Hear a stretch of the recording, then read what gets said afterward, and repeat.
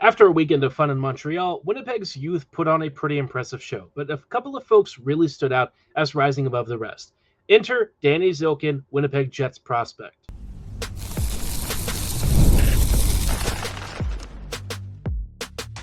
Your Locked On Jets, your daily podcast on the Winnipeg Jets, part of the Locked On Podcast Network. Your team every day. Hey friends, and welcome to tonight's episode of Locked On Winnipeg Jets, part of the Locked On Podcast Network, your team every day. I'm your host, Harrison Lee, an avid Winnipeg Jets fan and an online blogger.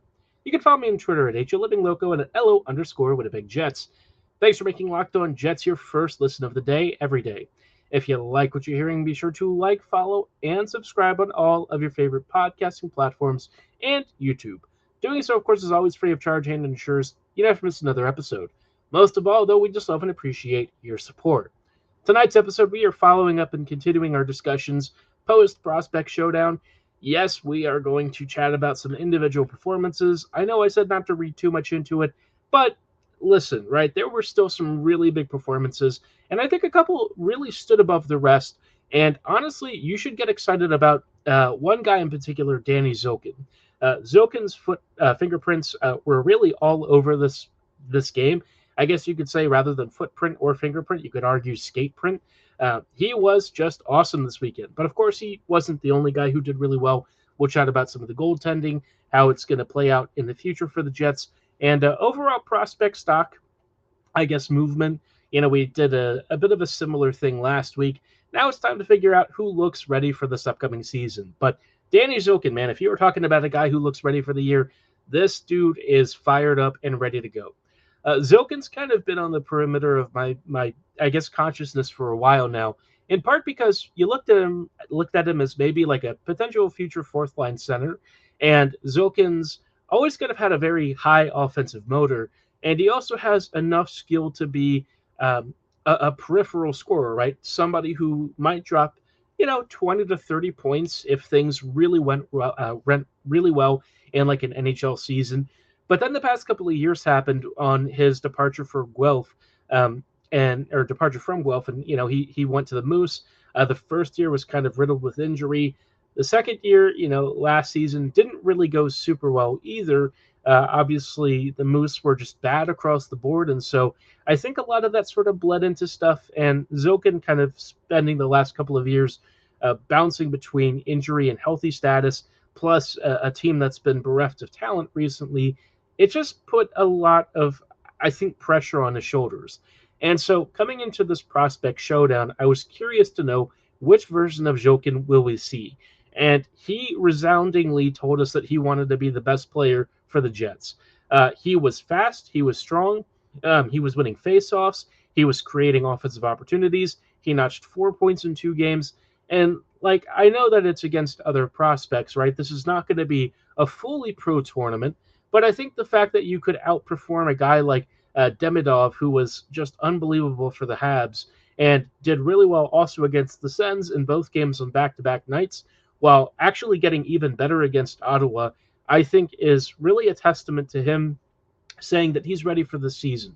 And if Zhilkin actually parlays a strong start in these preseason moments into something that's really tangible for this upcoming Moose season, not only is it great for the Jets, but I think it's also really important for this prospect pool.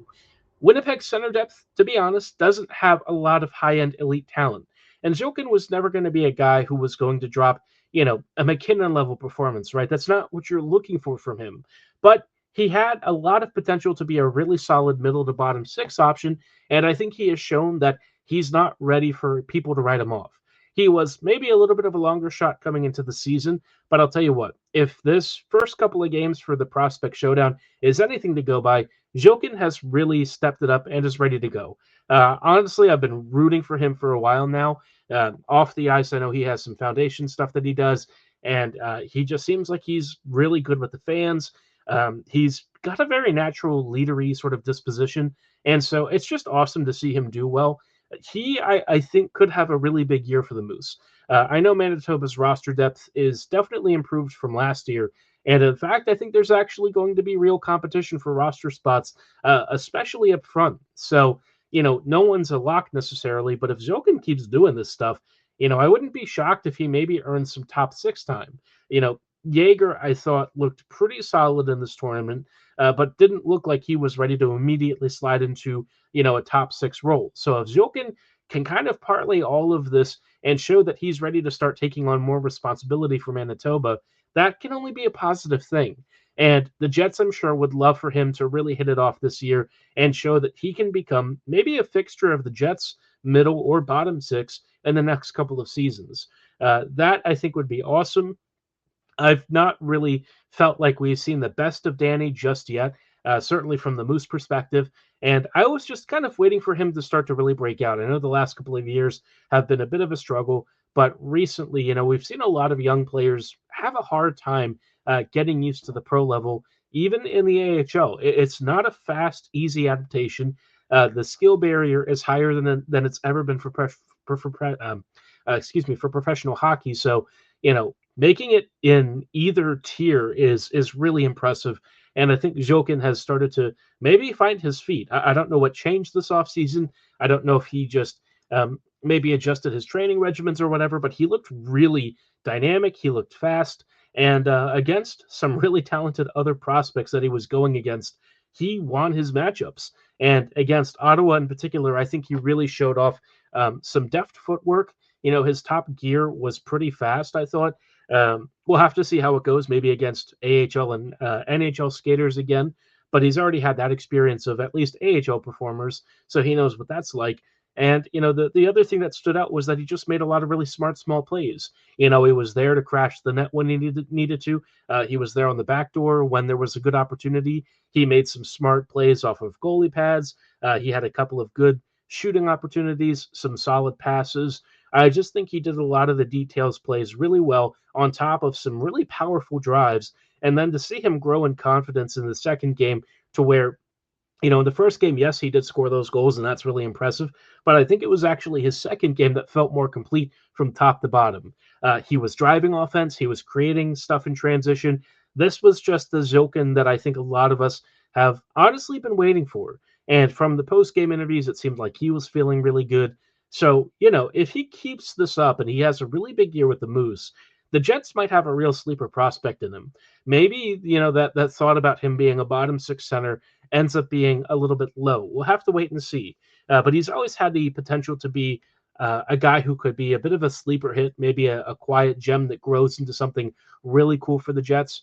I just want him to have a healthy, successful year, even if it doesn't work out as well as we'd hope.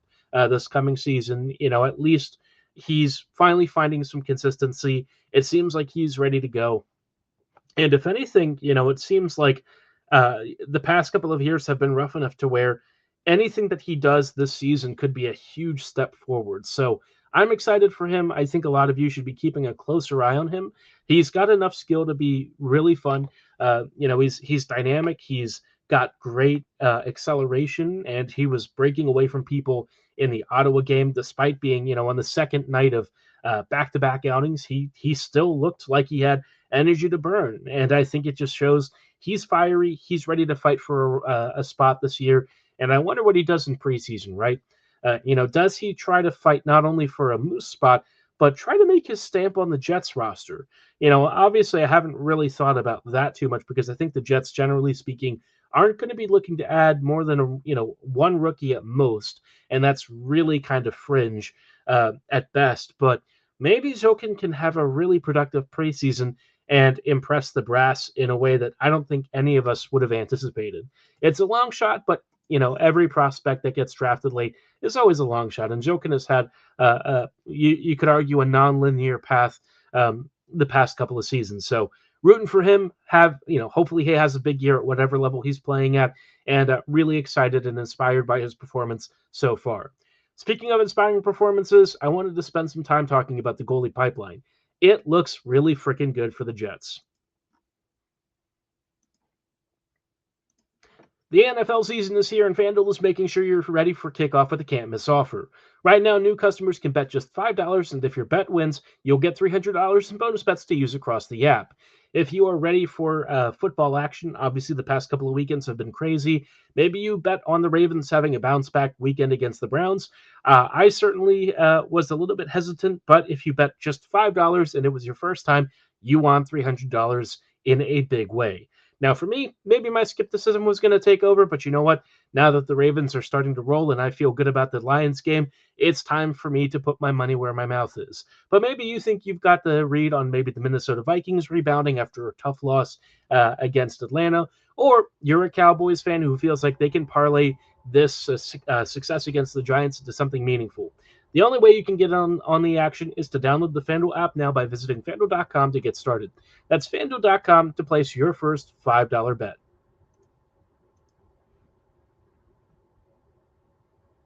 Hey, friends, and welcome back to this episode of Locked On Winnipeg Jets, part of the Locked On Podcast Network, your team every day. Every day, thank you so much for rejoining us in tonight's episode as we are chatting a little bit about some takeaways from the prospect showdown. And broadly speaking, if there's one thing that I think a lot of us Jets fans have sort of felt the past couple of years with Winnipeg's prospect pool, it's that it's pretty solid when it comes to depth across the board. But the goaltending depth in particular seems to be doing really well. We saw DiVincentis and, of course, Alex Worthington, who's relatively new to the system. And, Milic is probably going to be backing up with the Moose this year or with Norfolk. Wasn't part of this tournament, but I'm sure we'll see him this season. So the Jets have a pretty nice goalie tandem, going for Manitoba and likely just a really deep prospect pool in general for goalies. And it makes me wonder, as the Jets keep graduating these guys to the pro levels, obviously Hellebuyck has the net for however long he wants to keep playing in Winnipeg. This guy is probably going to be a perennial Vezina contender for many years to come. I don't see him slowing down unless he injures himself or something happens. And, the only other thing that could happen is he decides he just wants to leave Winnipeg, which I don't really think is a thing. So Helly has the net for the starter role. But when it comes to the backup and stuff, there's a lot of movement there, right? And I think a guy like, DiVincentis in particular is starting to really show signs of being potentially a really good number two.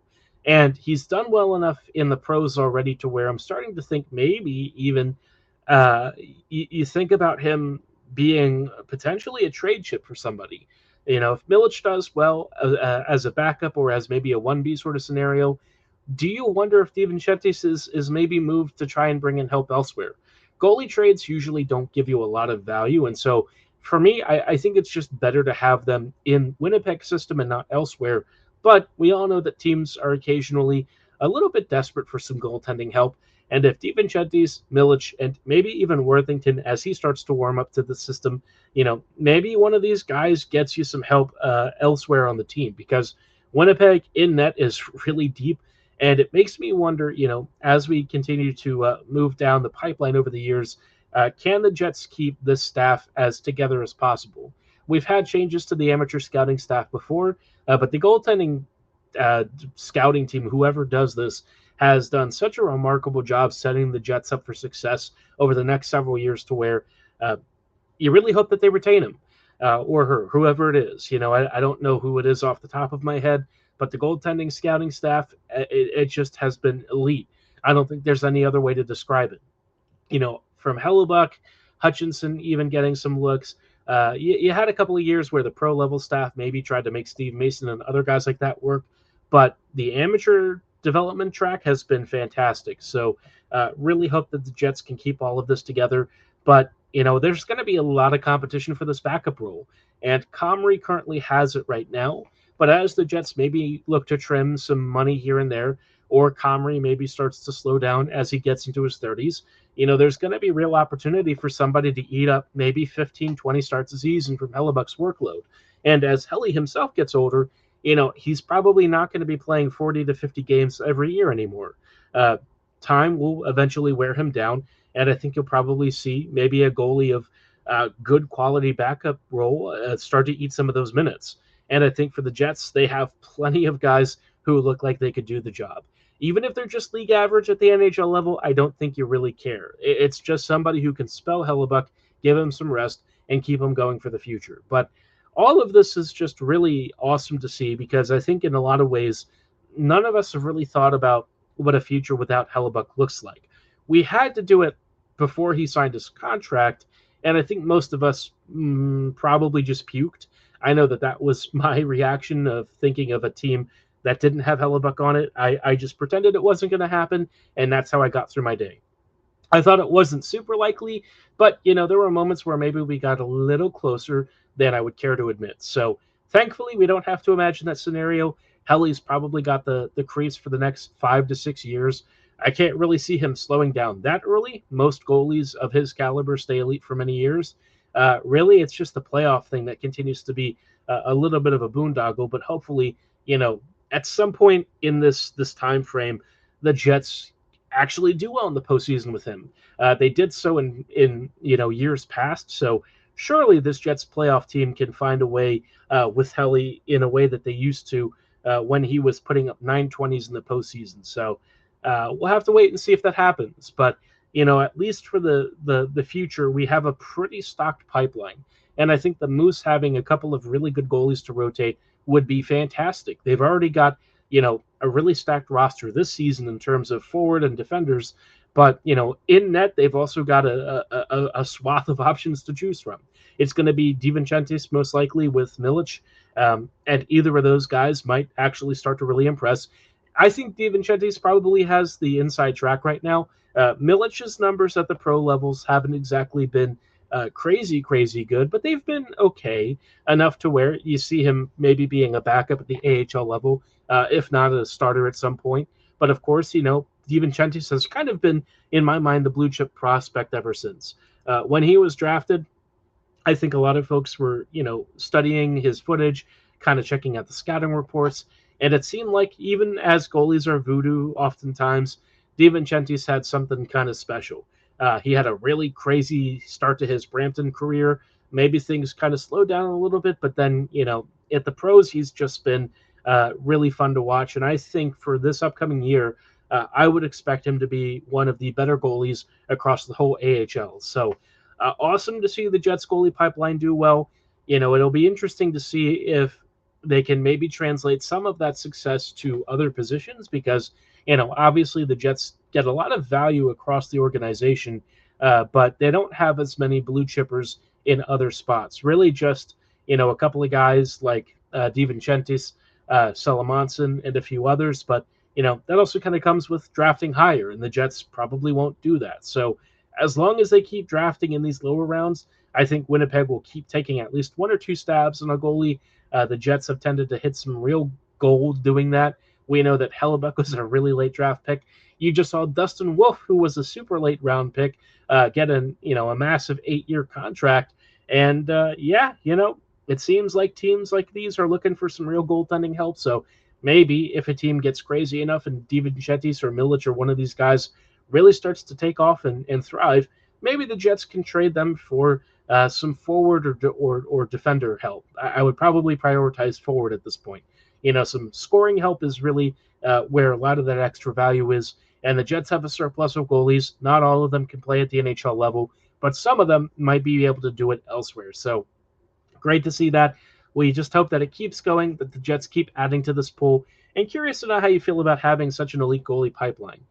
Do you think that the next great Hellebuck is already in Winnipeg's system? Do you think that maybe DiVincentis at some point replaces Helly? I would be a little bit surprised if it ever gets to that point. But, Hellebuck's career may end before I expect it to. Maybe time catches up with him faster, or maybe he just wants to hang it up and spend time with his family sometime in the next few years. It's very unlikely. He's got a long-term contract. He just signed it not that long ago. I think he goes, well into his late 30s. But we'll have to wait and see, right? Time can make a lot of decisions for us. Injuries can make a lot of decisions for us. Let's just hope that Hellebuck stays healthy for as long as humanly possible so we don't have to think about it. But curious to know your thoughts on Winnipeg's goalie pipeline. Drop them below or at my social medias at HLLivingLoco and at LO_Winnipeg Jets. Before we close out, I did want to spend some time talking a little bit about overall prospect stocks heading into, preseason and stuff. How did we feel from the prospect showdown? I'll chat about that and who really shot up my rankings and who maybe took a step back coming right up. You just found out that your business needed to hire somebody yesterday. How can you find amazing candidates fast, though? It's easy, just use Indeed. When it comes to hiring, Indeed is all you need. Stop struggling to get your job post seen on other sites. Indeed's sponsored jobs puts your post at the top of the page and helps you reach the right candidates faster. I used Indeed when I was looking for work, and I can personally attest to the fact that the resume builder is very comprehensive. It asked me for my work experience, my interests, my domains of expertise, and even my salary requests, and then matched me to a bunch of immediate postings that were fairly aligned with what I was looking for. And so, if you're like a business owner looking to hire really quickly and find great candidates immediately, Indeed is the only option for you. You can even speed up your hiring process with a $75 sponsored job credit. Just go to Indeed.com/lockedon right now and support our show by saying you heard about Indeed on the Locked On Winnipeg Jets podcast. Terms and conditions apply. Hiring, Indeed, is all you need. Hey, friends, and welcome back to this episode of Locked On Winnipeg Jets, part of the Locked On Podcast Network, your team every day. Every day, thank you so much for rejoining us in tonight's episode as we're just closing out thoughts post-prospect showdown. Who's on the up and up for the Jets pool and who maybe had some either lack of movement or downward movement. I think a lot of folks were really hoping for Braden Yeager to really have a crazy couple of games against other peer prospects. And what I saw from Braden was where I don't really move him up or down in my rankings. I think he did pretty much what I expected him to, which was have a couple of really solid shifts. I think the main thing that again stood out with him was just really smart defensive reads. I thought that he backtracked really, really well. Even if he made a mistake, he was always Johnny on the spot. He was very active in the corners and along the walls. I didn't see him winning like a ton of battles, but in general, I thought he was very engaged. I thought he was trying to create. And I think he did have a point or two throughout the tournament. So not a lot of opportunities to score himself, but I thought in terms of being a really good complementary player, he was doing a lot of the small details and things really well. So I think he's pretty much what I expected him to do against a mixture of like rookies and pros.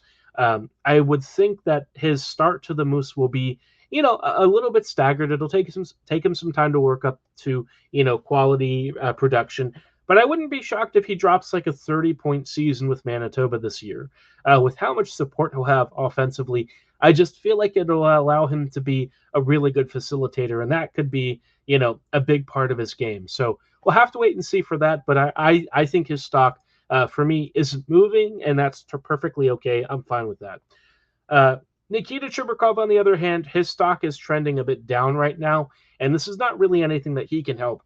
I think that knee injury he had really slowed him down, and so these first couple of scrimmages, you just see him looking like he's very rusty and not as mobile. But the thing that I think really stood out was that a lot of the decision-making and timing on things was just way off. Like, he had a lot of turnovers that seemed uncharacteristic of him. So I think it'll take him some time to work his way back.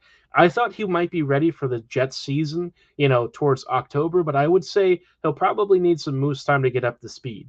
I'm a little sad for him because had his knee not given out from that bad hit, I think he would have been, already fighting for a Jet spot, but I don't think that that's necessarily going to happen. Maybe he starts to really find his footing in preseason, but given what we saw in camp here, I do think he might need some time to warm up, probably a month or two before he starts feeling really comfortable. So I would not rush him. Let him get back to up to speed, let him warm up. So he is technically down, but with a very big expectation, he'll shoot right back up towards the top of the prospect pool in not too long. Other guys who I would say have kind of had some interesting movement. Owen Martin, I thought, had pretty solid stock, and I think slightly raised it for me. I thought that he had some really good offensive shifts, more so on the rush than anything. I thought the defensive work that he was kind of known for, I noticed it here and there. I thought he was active in the corners, did really well. So yeah, I think he had a perfectly fine prospect tournament, even if he didn't actually get on the score sheet from what I recall. So pretty solid. Elsewhere, who else really stood out? Ben Salati, I thought, was fine. I thought he looked like he should come back to the Moose. really solid tournament, being a guy who's going to be, one of the more experienced blue liners of this camp invitee group. He's already had Moose and Texas Stars time. I think he should have more Moose time. He looked pretty solid.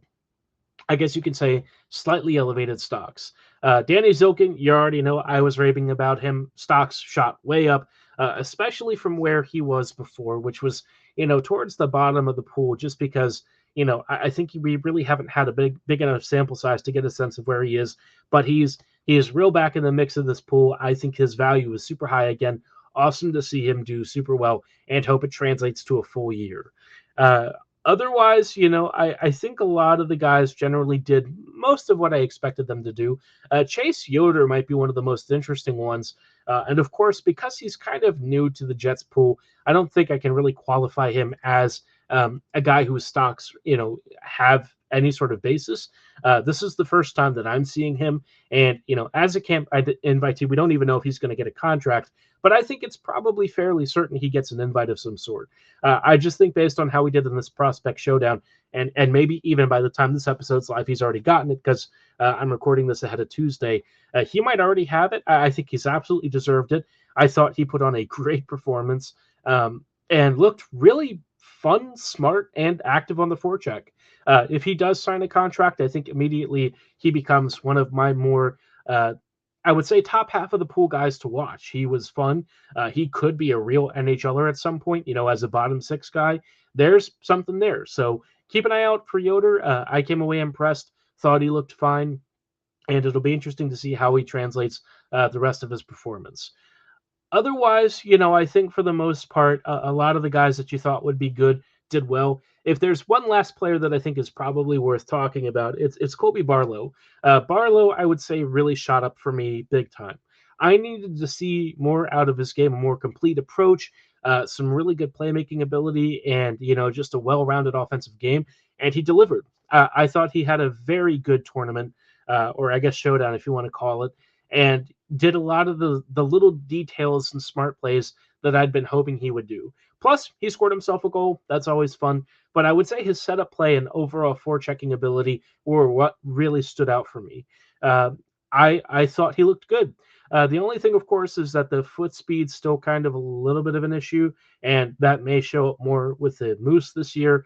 But I think he should have a pretty solid season, and I am excited for him heading into the season. So Wednesday's episode, I might focus a little more on who I think is going to be really leading the way for Manitoba, which of the prospects are kind of sitting on the verge of NHL time, I guess, and who might be a little further out based on some of the stuff we're already seeing heading into this preseason weekend. But for tonight's episode, that's all the time that we have. I thank you so much for listening and making Locked On Jets your first listen of the day every day. We'll see you back here tomorrow, so have a great night. And as always, go Jets go.